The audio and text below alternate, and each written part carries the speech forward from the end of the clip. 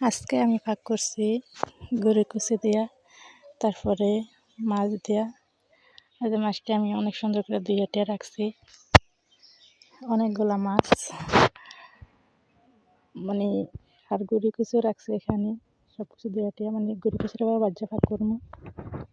আর মাছের ভিতরে আমি হলুদের গুঁড়া, মরিচের গুঁড়া, লবণ মিক্স করে তারপরে ভাজি করি। হ্যালো গাইস, আসসালামু আলাইকুম। কেমন আছেন আপনারা? আশা করি ভালো আছেন।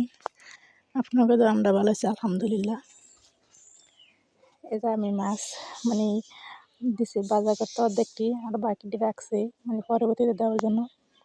তারপরে যে গরু কুচু আছে না, ওটি হালকা একটু হলুদ দিয়ে লবণ দিয়ে ভাজা নিয়েছিলাম আর কি ভাজার পরে।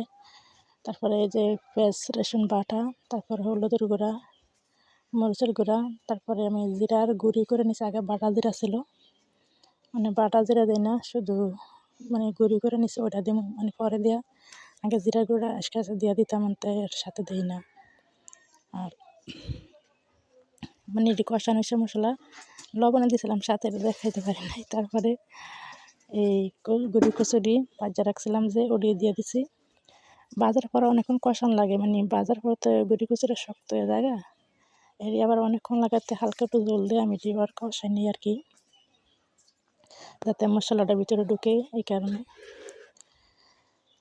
এটি আমি জল দিয়ে অনেকক্ষণ কষাইয়া তারপরে দেয়া হালকা একটু জল দিয়েছিলাম আর কি সাথে, কষাইছে। তারপর এখন আবার নতুন করে জল দেওয়া একটু ধরে মানে করে নেবো, ফাঁক করে নেবো আর কি।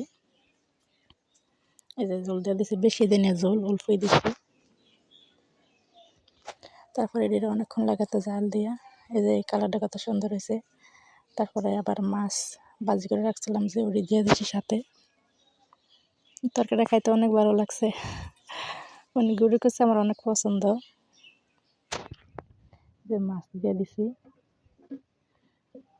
মাছটি অনেক ভালো লাগছে খাইতে, বাস তরকারি অনেক ভালো লাগছে। এই যে আমার রান্না রান্না হইতেছে। এই যে এখানে রান্না আমার প্রায় শেষ। আর এই যে রান্না হয়ে গেছে, উড়ে লাইছি। উঠানোর পরে কত সুন্দর কালার, তরকারি অনেক ভালো লাগছে। আর আপনার কয়েকটা ভালো লাগে প্লিজ লাইক শেয়ার ফলো দেবেন, ইউটিউবে দেখলে চ্যানেলটা সাবস্ক্রাইব করবেন। ভালো থাকবেন, আল্লাহ হাফেজ।